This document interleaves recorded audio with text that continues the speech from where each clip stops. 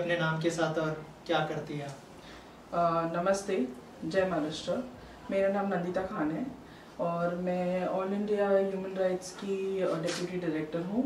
मेरा एनजीओ है सृष्टि सामाजिक सेवा संस्था, उसकी फाउंडर हूँ मैं। और यूबिका फाउंडेशन भी मेरा एक एनजीओ है जहाँ पर मैं सेक्रेटरी हूँ। और मैं सोशल वर्कर हूँ। जहाँ पर लोगों को मदद लगती है वहाँ पर मैं कोशिश करती हूँ जितना हो सके उनकी मदद कर सकूँ। राइट, आपने कहा कि आप सोशल वर्कर है और आपका जो है एक एनजीओ भी है जिसने कोविड में बहुत ही अच्छा काम किया है। थोड़ा सा उस बारे में बताइए, क्योंकि जो अच्छा काम है वो लोगों तक पहुंचना चाहिए जिससे कि लोगों को प्रेरणा मिले। कोविड पहली बात तो सबके लिए एक शॉकिंग सिचुएशन था जो आ गया था। और शुरुआत में तो ऐसा था कि सब लोग डरे हुए थे। इनफैक्ट मतलब क्योंकि मैं खुद भी एक ह्यूमन बीइंग हूँ, तो उस वक्त थोड़ा सा डर हमारे मन में भी बैठ गया था कि कहीं ऐसा तो नहीं है कि ये इस वक्त हमारा जो है वो ये आखिरी साल है। लेकिन जब लोगों को देखा कि उनमें तो हद से ज़्यादा डर है, क्योंकि उनकी इनकम वगैरह एकदम से मतलब सब कुछ लॉकडाउन हो गया, तो वहाँ पर ऐसा लगा कि अगर कुछ हो जाए तो अच्छा करके ही जाएंगे दुनिया से। तो तभी हमने ये सोचा, नहीं, मैं और मेरे कार्यकर्ता हम लोगों ने ये सोचा, नहीं, हम लोगों को लोगों के बीच में जाना है। जहाँ पर उनको मदद किसी भी किस्म की ज़रूरत पड़े, हम लोग हमारी तरफ से कोशिश करेंगे कि हम लोग उनको पहुँचा सके वो मदद।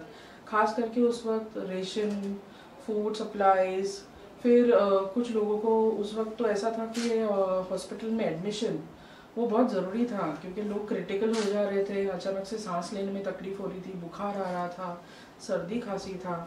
तो लोगों को ऐसा लग रहा था कि अगर सर्दी खांसी है तो भी हम मर ही जाएंगे, हम बचेंगे नहीं। तो उनको बाद में धीरे धीरे हमें भी रियलाइज़ हुआ प्रॉपर एजुकेशन से, डॉक्टर्स से मिलने के बाद कि नहीं, मतलब डायरेक्ट ऐसे कुछ होने वाला नहीं है, हम लोग को प्रिकॉशंस लें। तो लोगों को जाके पहले हमने समझाया कि डरो मत, घबराओ मत। फिर उनका जो हॉस्पिटल एडमिशन वगैरह उसमें हमने हेल्प किया, उनको एडमिशन दिलवाया हॉस्पिटल में, हो सके जितना डॉक्टरों को समझाया कि बेड जैसे खाली होता है प्लीज़ हमारे पेशेंट को कंसिडर कीजिए, ये गरीब लोग हैं, अफोर्डेबल उनका जो ट्रीटमेंट है अफोर्डेबल नहीं है।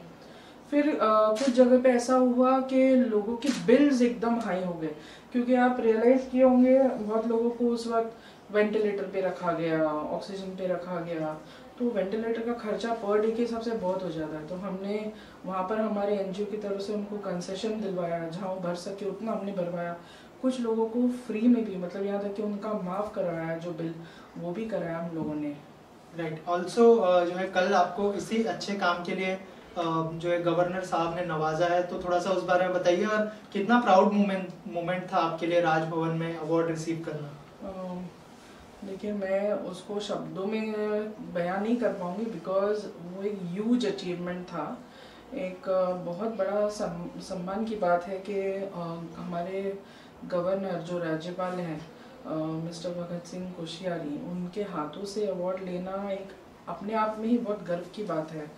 तो ये चीज़ मतलब ऐसा हमको लगा कि नहीं, मतलब हमारा काम कोई ना कोई तो देख रहा है और कोई ना कोई उस काम को सराह रहा है, मतलब they are proud of what we are doing. और इसी तरह हमको अगर शाबाशी मिलते जाए, हमारे काम को नज़रअंदाज नहीं किया जा रहा है, ऐसा लगे हमको हर बार, तो कौन बैठेगा हाथ बांधे, लोगों को कौन हेल्प नहीं करना चाहेगा।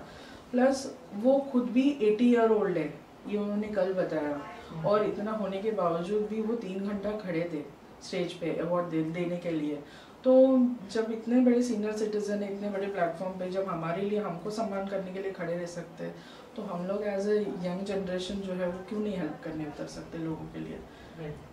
और आप बहुत सारी बातें की गवर्नर साहब ने स्टेज पर, आपने उसमें से कौन सा मैसेज जो है अप्लाई करने का सोचा और क्या कहना चाहेंगे उस मैसेज के बारे में? उन्होंने बहुत अच्छी बात कही है कि जो काम लोग कर रहे हैं कोविड में, खास करके उन्होंने एक चीज़ देखा कि बहुत लोग अलग अलग फील्ड से एक जगह पे, मतलब सब लोगों ने अपनी तरफ से जितना हो सके उतना लोगों को हेल्प किया है ग्राउंड लेवल पे आके।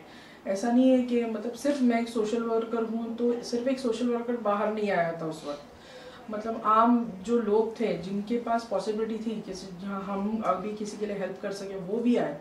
तो उन्होंने वो भी कहा कि बहुत बड़ी बात है। खास करके उन्होंने मीडिया की भी तारीफ की कि आप लोगों ने भी बहुत कुछ कवरेज किया, जहाँ पर इनफैक्ट मैं भी बोलूँगी मीडिया का धन्यवाद, क्योंकि एक आध जगह पे ऐसा था कि मतलब एडमिशन नहीं मिल रहा था हॉस्पिटल में, और बेड खाली होने के बावजूद भी वो लोग नहीं दे रहे थे। तो उस वक्त आप बोलेंगे ना, जैसे एक हम लोग क्या बोलते हैं, डमी जैसे जाके हम लोगों ने प्रिटेंड किया था कि हम पेशेंट हैं। तो उस वक्त मीडिया ने खास करके उस वक्त हेल्प किया था। वो हॉस्पिटल को बोल के, मैं नाम नहीं लेना चाहूँगी, लेकिन सिर्फ मीडिया के धमकी की वजह से उन्होंने बेड अवेलेबल करवाया हमारे पेशेंट्स को। तो मीडिया का एक बहुत बड़ा योगदान है। और राज्यपाल जी ने ये कहा कि इस बार अगर हमसे अवार्ड ले रहे हैं तो मैं उम्मीद करूंगा और ये चाहूँगा कि आप जैसे लोग जो है यहाँ पर अवार्डीज अगली बार हम राष्ट्रपति के हाथ से अवार्ड लें। राइट, लास्टली मैम क्या प्लान्स है फ्यूचर के, और क्या क्या इनिशिएटिव लेने वाले हैं आप इन फ्यूचर, अगर उस बारे में कुछ बताएं। फ्यूचर के प्लान्स तो यही है कि लोगों के काम आ सके जितना। आज अगर 100% में से अगर हम 50% खरे उतर रहे हैं तो ये कोशिश रहेगी कि 100 पे 100 तो कम से कम, अगर नहीं आ सके तो एटलीस्ट 90% तो आ जाए। इतना है कि जब भी इस दुनिया से एग्जिट ले तो लोग हाथ जोड़ के बोले कि नंदिता खान बहुत अच्छी औरत थी।